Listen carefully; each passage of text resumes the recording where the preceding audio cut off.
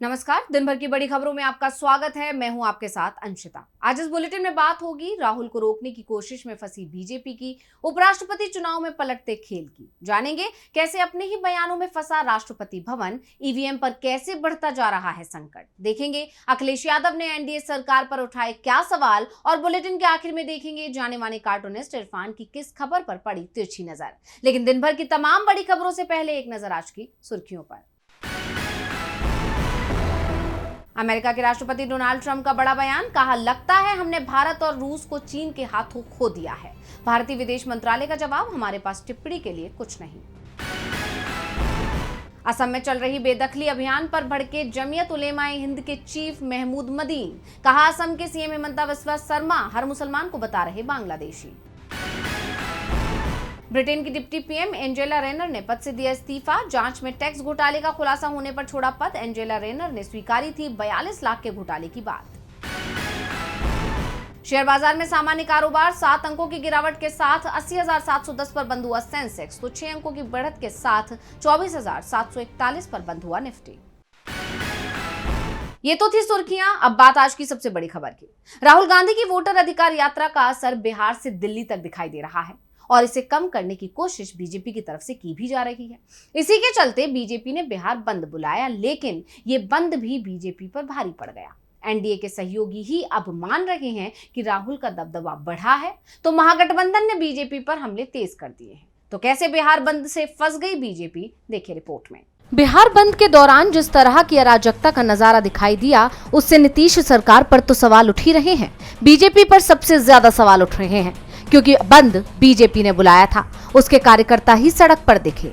BJP के सहयोगी दलों ने इस बंद से दूरी ही बनाए रखी। बंद के खिलाफ बीजेपी के सहयोगी दल के नेता नहीं दिखाई दिए। इस दौरान जो वीडियो सामने आए, उससे बिहार के लोग भड़के हुए हैं और अब लालू यादव ने इसे बिहार के सम्मान से जोड़ दिया है।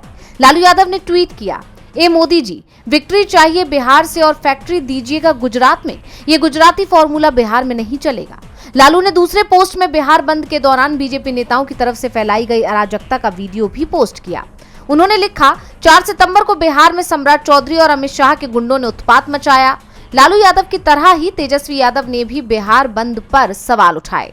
उन्होंने कहा कि वाह मोदी जी वाह, काश रैली की तरह बिहार बंद के लिए भी भाड़े पर लोग बुला लेते। जैसे रैली में पुलिस और प्रशासन पर दबाव देते हैं, ऐसे ही बंद के लिए पुलिस को ही बोल देते, वो ही ट्रैफिक रुकवा देते। विश्व की सबसे बड़ी पार्टी बीजेपी ने कल बिहार में दुनिया भर की गुंडागर्दी की। भाजपाई गुंडों ने सरेआम महिलाओं, शिक्षिकाओं के साथ गलत बर्ताव किया, गर्भवती महिलाओं को रोका, बुजुर्गों को धक्का दिया, छात्राओं के साथ दुर्व्यवहार किया, बच्चों को स्कूल जाने से रोका, एम्बुलेंस को रोका, शहीद के परिजनों को पीटा। लेकिन फिर भी ये नकारे लोग पंचायत तो छोड़िए, एक वार्ड तक बंद नहीं करा पाए।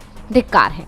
तेजस्वी ने साफ कर दिया कि बीजेपी ने गुंडागर्दी की, लेकिन फिर भी बिहार बंद को सफल नहीं बना पाई और यही कारण रहा कि बिहार की मीडिया में भी बंद को लेकर कवरेज नहीं दिखाई दी, जबकि बीजेपी के छोटे से छोटे कार्यक्रम को पहले बड़ी कवरेज मिलती थी। तेजस्वी ने मीडिया पर भी सवाल उठाए। उन्होंने कहा, बीजेपी की गुंडाई पर गोदी मीडिया को सांप सूंघ गया। बेचारे ने इस पर कोई डिबेट नहीं की। विपक्ष के बंद में कोई छींक भी देता तो इनके स्टूडियो में जातिवादी तूफान आ जाता। इनकी पत्रकारिता पर मोड़ नाचता, लेकिन बेचारे बीजेपी की विफलता से सदमे में हैं। गुजरात के रहने वाले मोदी जी ने वोट की खेती के लिए बिहार बंद में आम बिहारियों को परेशान करने का मस्ती भरा निर्णय ले लिया। शायद अभी उन्हें बढ़िया स्क्रिप्ट के साथ और अधिक टेसू बहाने होंगे। दरअसल बीजेपी ने बिहार बंद बुलाया था राहुल गांधी की वोटर अधिकार यात्रा के माहौल को कम करने के लिए, लेकिन इसका उल्टा असर दिख रहा है। राष्ट्रीय लोक मोर्चा के अध्यक्ष उपेंद्र कुशवाहा, जो एनडीए में शामिल हैं, उन्होंने भी ये बात कबूल की है कि राहुल गांधी की वोटर अधिकार यात्रा का असर पड़ेगा। बिहार विधानसभा चुनाव से पहले बीजेपी की मुसीबतें बढ़ती दिख रही हैं। बीजेपी को बिहार के साथ चिंता उपराष्ट्रपति चुनाव को लेकर भी दिख रही है, क्योंकि 9 सितंबर को उपराष्ट्रपति चुनाव होगा और उस दिन नतीजे भी आ जाएंगे। उपराष्ट्रपति चुनाव को लेकर जो संकेत सामने आ रहे हैं, उसने बीजेपी की नींद उड़ा दी है। बाजी एनडीए के हाथ से फिसल रही है, जिसके बाद बीजेपी ने उद्योगपतियों पर भी दांव खेलना शुरू कर दिया है। तो बी सुदर्शन रेड्डी ने फिर दावा किया है कि वो चुनाव जीत रहे हैं। उपराष्ट्रपति चुनाव में इंडिया गठबंधन के उम्मीदवार बी सुदर्शन रेड्डी ने अपनी जीत का दावा कर सियासी हलकों में हलचल मचा दी है। उन्होंने कहा है कि उन्हें दूसरी पार्टियों के सांसदों का भी समर्थन मिल रहा है और वो इस चुनाव में जीत हासिल करेंगे। रेड्डी ने बताया कि उपराष्ट्रपति पूरे देश का होता है, इसलिए वो सभी पार्टियों से समर्थन मांगेंगे, जिसमें एनडीए के घटक दल भी शामिल हैं। उन्होंने साफ किया कि मैं किसी पार्टी का आदमी नहीं हूं और न ही मेरी इच्छा किसी राजनीतिक पार्टी से जुड़ने की है। उनके इस आत्मविश्वास से भरे बयान ने एनडीए की चिंता बढ़ा दी है। इस बीच एनसीपी एसपी प्रमुख शरद पवार और बिजनेसमैन गौतम अडानी के बीच मुलाकात हुई है। ये हाई प्रोफाइल मीटिंग पवार के आवास सिल्वर ओक पर हुई, जिसे उपराष्ट्रपति चुनाव से जोड़कर देखा जा रहा है। ये मुलाकात ऐसे वक्त पर हुई है जब एनडीए की तरफ से दावा किया जा रहा था कि उनका उम्मीदवार आसानी से जीत पाएगा, क्योंकि आंकड़ों में एनडीए के पास 391 के आंकड़े से 39 वोट ज्यादा हैं, जबकि इंडिया गठबंधन को जीत के लिए 79 और वोटों की जरूरत है। पवार ने इंडिया गठबंधन के उम्मीदवार का समर्थन किया है और हाल ही में महाराष्ट्र के सीएम देवेंद्र फडणवीस की तरफ से पवार से बात की गई थी। राधाकृष्णन के लिए समर्थन मांगा था, जिसे शरद पवार ने ठुकरा दिया था, जिसके बाद ये साफ हो गया कि बीजेपी को राधाकृष्णन की जीत पर संदेह हो रहा है और इसलिए मोदी सरकार ने गौतम अडानी को पवार के पास भेजा है, जिससे पवार थोड़े नर्म पड़ जाएं। अब इस मुलाकात का असर 9 सितंबर को आने वाले नतीजों पर पड़ता है या नहीं, ये देखना होगा। कुल मिलाकर सुदर्शन रेड्डी की जीत के दावे और पवार अडानी की मुलाकात ने उपराष्ट्रपति चुनाव को और भी दिलचस्प बना दिया है। बी सुदर्शन रेड्डी की मजबूती ने बीजेपी की नींद उड़ा रखी है। चुनाव बेहद कांटे का हो गया है। जीत के दावे दोनों तरफ से हो रहे हैं। वैसे एक सवाल जगदीप धनखड़ को लेकर भी हो रहा है कि आखिर उन्होंने इस्तीफा क्यों दिया।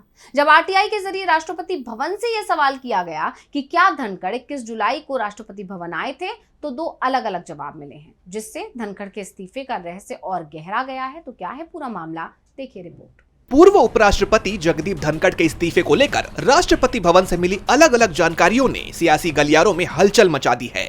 आरटीआई कार्यकर्ता अजय बोस के दायर एक ही सवाल पर मिले 2 विरोधाभासी जवाबों ने कई सवाल खड़े कर दिए हैं। दरअसल राष्ट्रपति भवन से सवाल पूछा गया था कि क्या इस्तीफा देने के लिए धनखड़ ने राष्ट्रपति द्रौपदी मुर्मू से मुलाकात की थी। पहला जवाब जो 20 अगस्त को आया था, उसमें कहा गया था कि राष्ट्रपति भवन के पास इस बात की कोई जानकारी नहीं है कि तत्कालीन उपराष्ट्रपति जगदीप धनखड़ ने राष्ट्रपति से मुलाकात कर अपना इस्तीफा सौंपा था। लेकिन वहीं 4 सितंबर को मिले दूसरे जवाब में स्वीकारा गया कि तत्कालीन उपराष्ट्रपति धनखड़ ने राष्ट्रपति द्रौपदी मुर्मू से मुलाकात की थी। एक ही सवाल के 2 अलग अलग जवाबों ने यह सवाल खड़ा कर दिया है कि आखिर कौन सा जवाब सही है और कौन सा गलत। राजनीतिक जानकारों का पूछना है कि क्या राष्ट्रपति भवन जैसी सर्वोच्च संवैधानिक संस्था भी झूठ बोल रही है? अगर हाँ, तो इसके पीछे की वजह क्या है? क्या ये जानकारी जानबूझकर छिपाई गई या फिर ये महज एक मानवीय भूल है? एक ही सवाल के 2 अलग अलग जवाब आना न सिर्फ राष्ट्रपति भवन की कार्यप्रणाली पर संदेह पैदा करता है, बल्कि संवैधानिक संस्थाओं पर लोगों के भरोसे को भी कम करता है। अब देखना होगा कि राष्ट्रपति भवन या सरकार की तरफ से इस पर कोई सफाई सामने आती है या नहीं। धनखड़ ने इस्तीफा क्यों दिया, ये सिर्फ 3 लोग जानते हैं, पीएम मोदी, गृह मंत्री अमित शाह और तीसरे खुद जगदीप धनखड़, और तीनों ने ही चुप्पी साध रखी है। ऐसे में धनखड़ के इस्तीफे पर सवाल बने हुए हैं, तो सवाल ईवीएम पर भी बने हुए हैं। विपक्ष लगातार ईवीएम की जगह बैलेट पेपर से वोटिंग की मांग कर रहा है और अब कांग्रेस की सरकार ने तो ईवीएम हटाकर बैलेट पर रोकने का फैसला भी कर लिया है। कर्नाटक सरकार ने एक ऐसा कदम उठाया है जिसने विपक्ष की वोट चोरी और चुनाव में धांधली के खिलाफ जारी मुहिम को और बल दे दिया है। कर्नाटक कैबिनेट ने एक बड़ा फैसला लेते हुए राज्य चुनाव आयोग से आगामी पंचायत और शहरी निकाय चुनाव ईवीएम की जगह बैलेट पेपर से कराने की सिफारिश की है। सरकार का तर्क है कि ईवीएम पर जनता का भरोसा कम हो रहा है। ये फैसला ऐसे वक्त पर आया है जब पूरे देश में विपक्ष वोट चोरी और चुनाव में धांधली के खिलाफ मोर्चा खोले हुए है और बैलेट पेपर से चुनाव कराने की मांग कर रहा है। कानून और संसदीय कार्य मंत्री एच.के. पाटिल ने मीडिया को बताया कि यह फैसला सोच समझकर लिया गया है। उन्होंने ये भी कहा कि सरकार वोटर लिस्ट में सुधार के लिए भी कदम उठा रही है ताकि वोट चोरी की शिकायतों को खत्म किया जा सके। जानकारों का मानना है कि कर्नाटक सरकार का ये कदम दूसरे राज्यों में भी बैलेट पेपर से चुनाव कराने की मांग को और तेज कर सकता है। इससे ये भी साफ हो गया है कि कांग्रेस वोट चोरी के आरोपों को लेकर कितनी गंभीर है और फिलहाल जहां उसकी सरकार है वहां वो इस बदलाव को लाने की दिशा में काम करती हुई नजर आ रही है। अब सवाल ये है कि क्या राज्य चुनाव आयोग कर्नाटक सरकार की इस मांग को मानेगा? क्या पंचायत और शहरी निकाय चुनाव ईवीएम की जगह बैलेट पेपर से ही होंगे? ये तो आने वाला वक्त ही बताएगा। कर्नाटक में अगर बैलेट पेपर से चुनाव होते हैं और कांग्रेस को बड़ी जीत मिलती है, तो फिर बीजेपी की लोकसभा चुनाव और हाल में कुछ राज्यों में हुए विधानसभा चुनाव में मिली जीत पर उठ रहे सवाल और गहरे हो जाएंगे। वैसे बीजेपी पर सवाल उनकी नीतियों को लेकर भी उठ रहे हैं। सपा चीफ अखिलेश यादव ने जीएसटी से लेकर रोजगार तक कई मुद्दों पर बीजेपी को घेरा है। तो क्या कहा है अखिलेश ने, देखेंगे रिपोर्ट। सपा प्रमुख अखिलेश यादव ने बीजेपी पर जोरदार हमला बोला है। एक प्रेस कॉन्फ्रेंस में उन्होंने बीजेपी को इस्तेमाली पार्टी करार देते हुए तमाम मुद्दों पर घेरा। अखिलेश ने आरोप लगाया कि बीजेपी पहले इस्तेमाल करे फिर बर्बाद करे वाले फॉर्मूले पर काम करती है। भारतीय जनता पार्टी इस्तेमाली पार्टी है, पहले इस्तेमाल करेगी फिर बर्बाद करेगी। अखिलेश का इशारा इस तरफ था कि बीजेपी पहले क्षेत्रीय पार्टियों को सत्ता पर काबिज होने के लिए इस्तेमाल करती है और फिर उन पार्टियों का ग्राफ ढलान की ओर चला जाता है। इसके साथ ही अखिलेश ने जीएसटी पर सरकार के हालिया फैसले पर भी निशाना साधा। उन्होंने कहा कि जीएसटी सिर्फ बिहार चुनाव के लिए कम की गई है, लेकिन इससे मुनाफाखोरी कम नहीं होगी। वहीं बेरोजगारी के मुद्दे पर सरकार को घेरते हुए अखिलेश ने कहा कि बीजेपी सरकार की नीतियां ही देश में बेरोजगारी की सबसे बड़ी वजह है। सरकार के एजेंडे में युवाओं को नौकरी देना शामिल ही नहीं है कि देश की शिक्षा व्यवस्था को लगातार बर्बाद किया जा रहा है, जिससे छात्रों और शिक्षकों में निराशा है। नौकरी भारतीय जनता पार्टी के एजेंडे में ही नहीं है। अगर नौकरी एजेंडे में होती तो 69,000 शिक्षकों को आंदोलन नहीं करना पड़ता, 27,000 प्राइमरी स्कूल नहीं बंद करती सरकार। अखिलेश ने कहा कि जब अच्छी शिक्षा ही नहीं होगी तो रोजगार कहां से आएगा। उन्होंने आरोप लगाया कि सरकार सिर्फ दावे कर रही है, जबकि युवा रोजगार की तलाश में भटक रहे हैं। अखिलेश यादव के इन हमलों से यूपी से लेकर दिल्ली तक का सियासी पारा हाई हो गया है। अखिलेश के इन बयानों को सीधे पंचायत चुनाव की तैयारी से जोड़कर देखा जा रहा है। अब इन तमाम आरोपों का सपा को क्या फायदा होता भी है या नहीं, ये तो देखने वाली बात है। अखिलेश ने बीजेपी सरकार की नीतियों पर सवाल उठाए तो वहीं सवाल महाराष्ट्र सरकार पर भी उठ रहे हैं। महाराष्ट्र की महायुति यानी एनडीए की सरकार में टकराव तेज होता दिख रहा है। अजीत पवार अपने नेताओं के समर्थन में एक महिला पुलिस अधिकारी को धमका रहे थे, लेकिन फडणवीस ने तुरंत ही एनसीपी के नेताओं पर कार्रवाई के आदेश जारी कर दिए, जिससे एनसीपी और बीजेपी का टकराव सामने आ गया है। तो क्या है पूरा मामला, देखेंगे रिपोर्ट। महाराष्ट्र में एनडीए पर संकट गहराता दिखाई दे रहा है। उप मुख्यमंत्री अजीत पवार और सीएम फडणवीस आमने सामने आ गए हैं और इस बार वजह है एक महिला आईपीएस अधिकारी अंजलि कृष्णा। अजीत पवार को महिला अधिकारी को धमकी देना भारी पड़ गया है। सीएम फडणवीस को अजीत पवार का महिला अधिकारी डीएसपी अंजलि कृष्णा से बहस करना पसंद नहीं आया, जिसके बाद सीएम ने अजीत गुट की एनसीपी के नेताओं पर बड़ा एक्शन ले लिया। स्थानीय कुरवाड़ी थाने में अजीत गुट की एनसीपी के कई नेताओं के खिलाफ अवैध खनन के आरोप में मामला दर्ज किया गया है। बताया जा रहा है कि इस मामले में एनसीपी के दर्जन भर नेताओं पर एफआईआर दर्ज की गई है।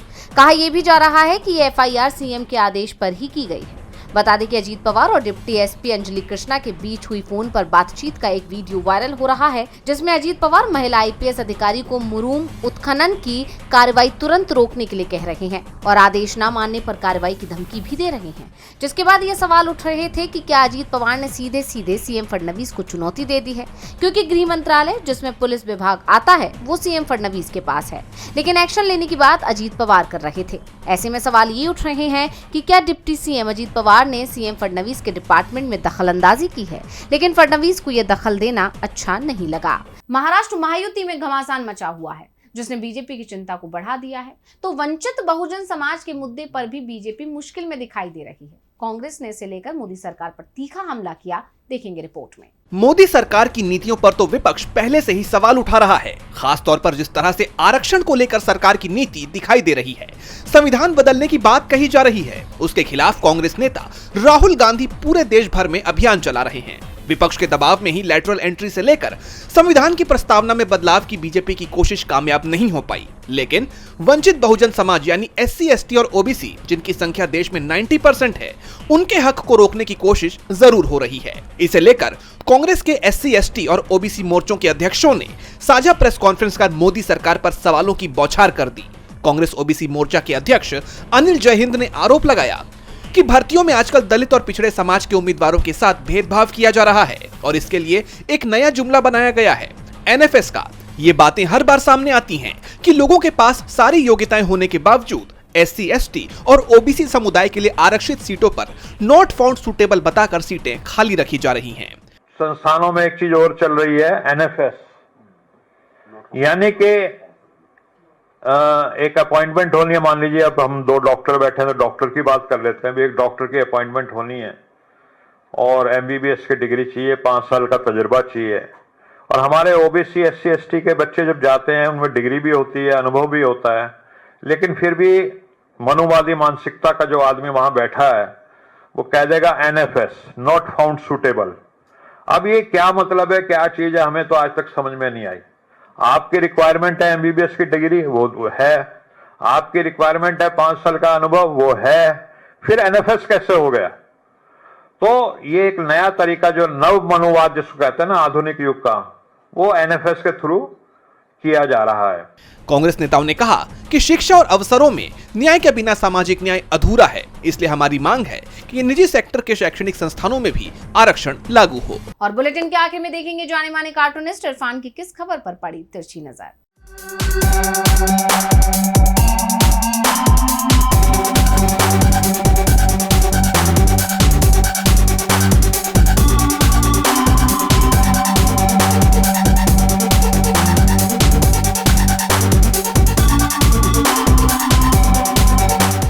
पहले शिक्षक दिवस पर लोग अपने अपने शिक्षकों को ढूंढ ढूंढ कर उनको बधाई दिया करते थे, उनका आशीर्वाद लिया करते थे।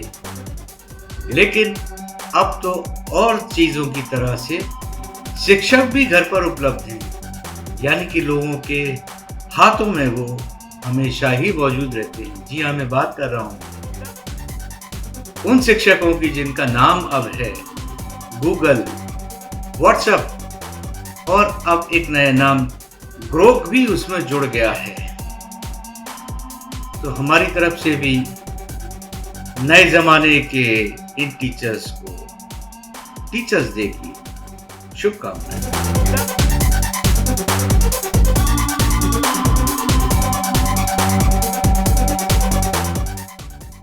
बहुत बहुत शुक्रिया इरफान जी। तो आज इस बुलेटिन में इतना ही। आप देखते रहिए DV लाइव और मुझे दीजिए इजाजत। नमस्कार।